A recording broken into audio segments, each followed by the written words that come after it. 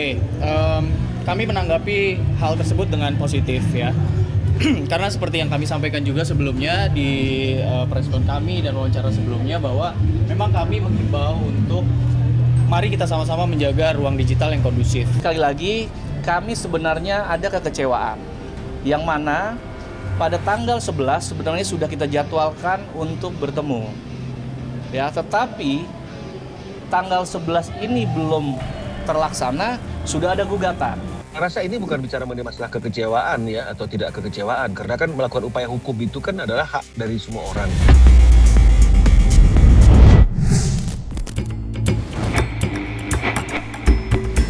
Gelombang reaksi publik terhadap Sarwendah kini semakin meluas. Belakangan ini, media sosial diramaikan dengan munculnya petisi bertajuk Cancel Sarwendah yang langsung menyita perhatian warganet. Bahkan, hanya dalam waktu sekitar 3 jam sejak dibuat, petisi tersebut telah mengumpulkan lebih dari 12.500 tanda tangan. Angkanya pun terus bertambah hingga kini menembus lebih dari 14.000 dukungan. Petisi itu disebut sebagai bentuk solidaritas sekaligus dukungan terhadap perlindungan hukum bagi para penggiat media sosial yang merasa terancam setelah sejumlah konten mereka dilaporkan oleh pihak Sarwendah kepada aparat berwenang. Tak sedikit yang menilai langkah tersebut memicu kekhawatiran di kalangan kreator digital dalam menyampaikan pendapat maupun kritik di ruang publik.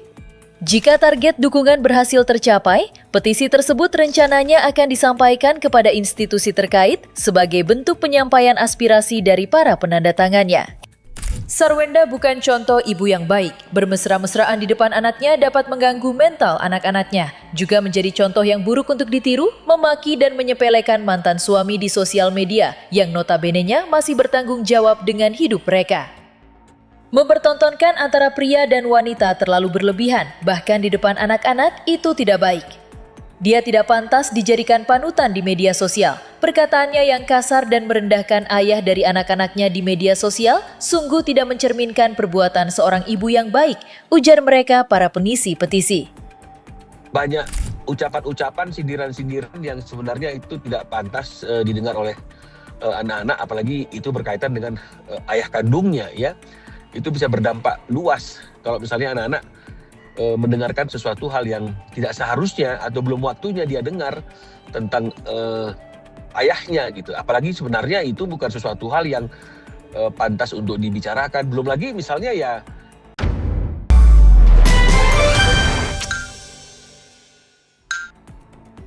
pada waktu live TikTok itu kan banyak misalnya ada satu kondisi bahasa-bahasa tubuh atau sikap dan tindakan yang masyarakat luas juga menilai. Ruben juga sebenarnya sudah pernah mengingatkan, dianggap itu tidak sepantasnya gitu. Kami menanggapi hal tersebut dengan positif ya.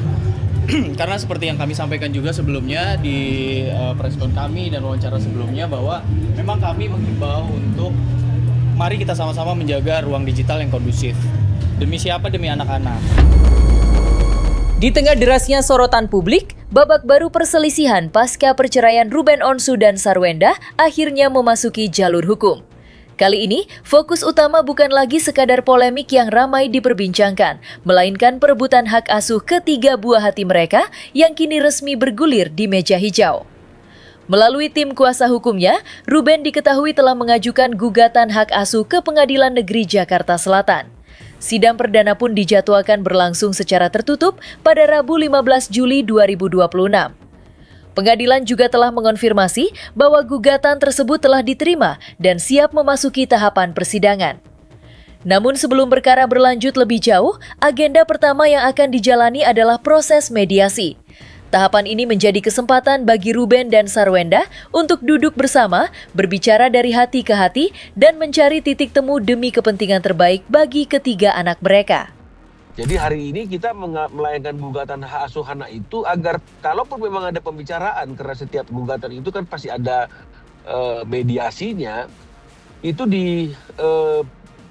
diawasi oleh hakim mediator atau mediator yang bisa menengahi setiap perundingan yang akan terjadi antara S dengan Ruben Onsu. Dan kalaupun memang misalnya tidak ada kesepakatan dalam mediasi tersebut yang berujung kepada dicabutnya gugatan jika ada kesempatan di mediasi, ini juga membuat gugatan itu kan langsung masuk ke perkara pokok, terus diperiksa sampai ada putusan.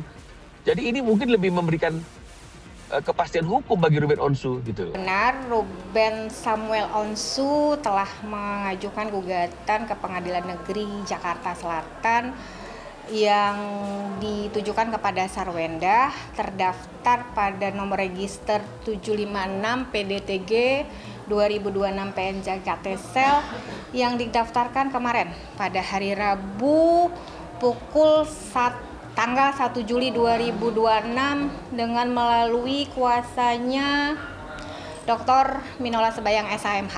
Dan atas gugatan hak asuhana itu, Ketua Pengadilan Negeri Jakarta Selatan juga telah menetapkan majelis hakim yang memeriksa dan mengadili perkara itu yang persidangan dijadwalkan di hari Rabu tanggal 15 Juli 2026. Kalau sidangnya pada umumnya sidang perdata.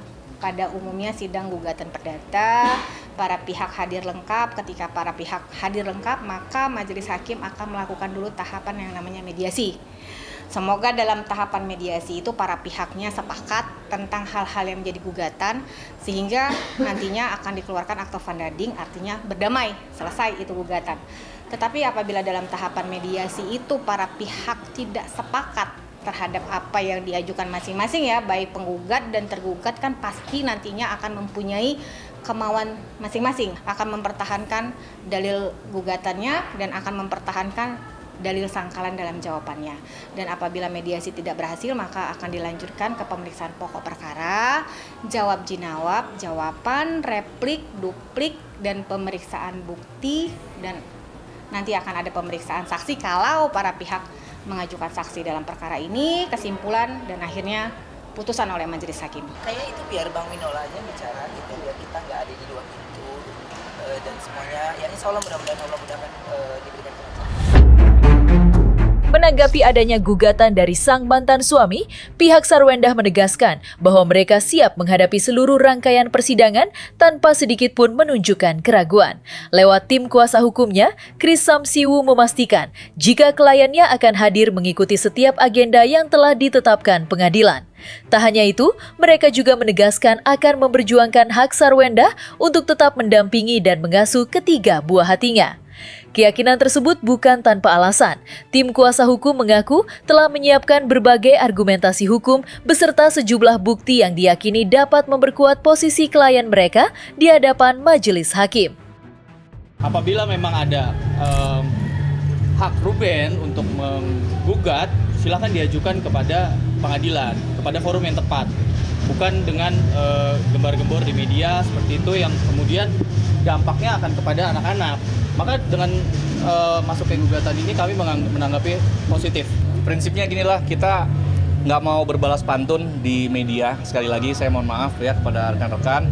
Kami akan irit bicara, tetapi prinsipnya kami senang permasalahan ini ada jalurnya, ya. Tidak saling berbalas pantun di media yang mana nanti kepentingan anak akan dirugikan, ya. Jadi memang kita sudah cek juga di Pengadilan Negeri Jakarta Selatan, memang sudah ada pendaftaran gugatan hak asuh dari klien Bang Minola, ya, dari Ruben Onsu. Ya, jadi kami akan pelajari dulu, memang kami belum lihat juga apa isi gugatannya, tetapi terkait hak asuh. Nah, kami memang menunggu momen ini. Kenapa? Karena dengan gugatan di pengadilan, maka kami juga akan membuka semua hal yang belum pernah kami sampaikan di media akan kami sampaikan. Yang mana yang kami sampaikan adalah fakta dari awal pernikahan sampai dengan akhir pernikahan. Pasti kita pengen ekspresi. Mengedepankan estetika. Jelas tadi mendengarkan. Kalau memang misalnya ini adalah momentum yang dia tunggu-tunggu, harusnya di saat awal-awal ketika ada pembicaraan antara kami dengan dia di ruang tertutup, ya belum sampai di ruang publik, tentang keinginan Ruben untuk bisa berkumpul bersama dengan anaknya seperti apa yang dituangkan dalam Akta 39, harusnya ada suatu sikap dan pernyataan yang tegas gitu loh. Jadi jangan digantung gitu loh. Misalnya kami tidak akan memberikan hak kepada klien apa misalnya, atau klien saya tidak akan memberikan hak untuk berkumpul bersama dengan anak kecuali itu perintah pengadilan misalnya. Kalau memang hal itu yang disampaikan kan kami dari awal tahu untuk mengambil langkah dan sikap. Ya, ini kan gugatan pengambilan hak asuh anak. Jadi tentunya persoalan utamanya karena komunikasi antara Sarwenda sama Ruben Onsu itu tidak berada dalam jalan yang baik gitu. Jadi buntu namanya kan. Sebenarnya kan yang begini-begini nggak perlu juga ada gugat-menggugat lagi ketika sudah ada gugatan cerai, kemudian setelah ada hak pengasuhan anak diberikan, tentunya kan ini selesai. Tapi kenapa timbul gugatan hak asuh anak lagi? Berarti kan buntu ini kan. Jadi kita lihatnya karena ada kebuntuan komunikasi antara Sarwenda dengan Ruben Onsu. Siapa yang salah kita nggak tahu, siapa yang benar kita nggak tahu juga. Tapi ketika ada gugatan, nanti semua akan dibuktikan di dalam gugatannya si Ruben Onsu ini. Jadi nggak cuma Ruben Onsu yang akan kemudian meminta hak asuhnya juga. Si pihaknya Sarwenda juga akan mempertahankan hak asuh. Tentunya dengan bukti-bukti yang masing-masing miliki. Tinggal hakim memutuskan kepada siapa hak asuh ini nantinya kan.